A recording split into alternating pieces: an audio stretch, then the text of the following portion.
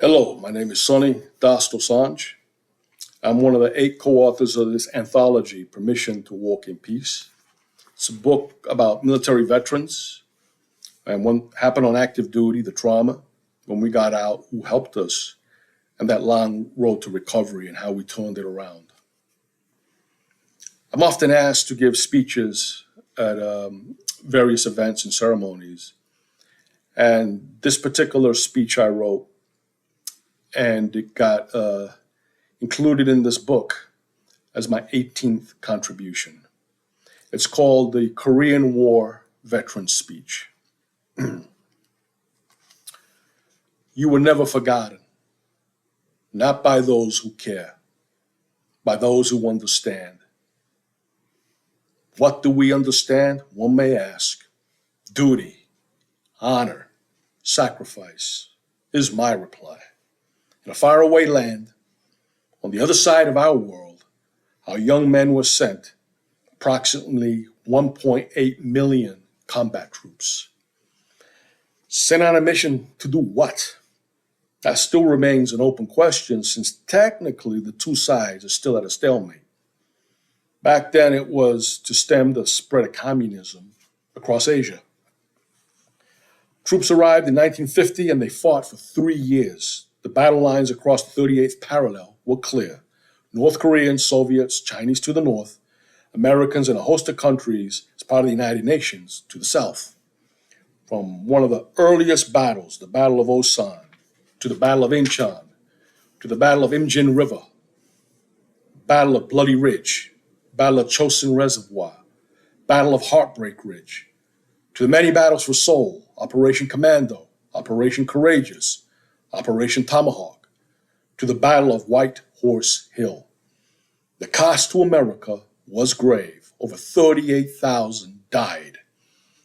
Over 103,000 wounded. Over 8,000 POW and MIAs. And 131 Medal of Honor recipients. Our leaders, from President Truman to President Eisenhower, Army General and Commander-in-Chief, Far East Command, Douglas MacArthur, Vice Admiral Arthur D. Strubble, United States Navy, Major General Oliver P. Smith, United States Marine Corps, Rear Admiral James H. Doyle, United States Navy, Lieutenant General George E. Stratemeyer, United States Air Force. Under their leadership, the Allies pushed back the North Koreans across the 38th parallel.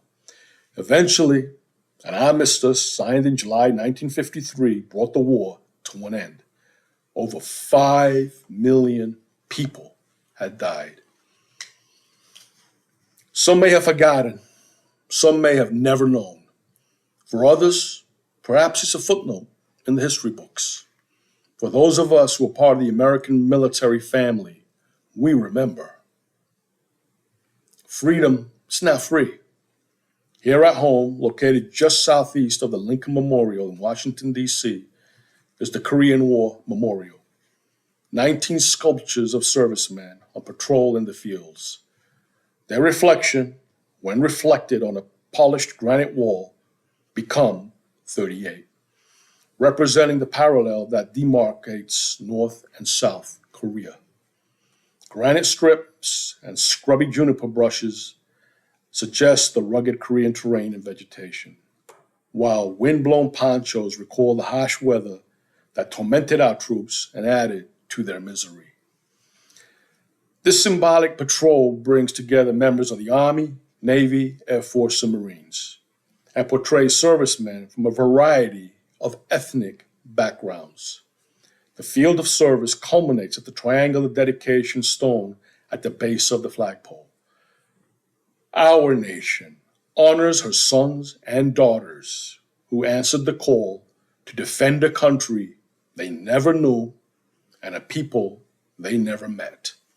Ladies and gentlemen, if ever there was a reason to fight, then the model of South Korea, in a little over 70 short years, has gone from rubble and disaster to one of the global economic powerhouses.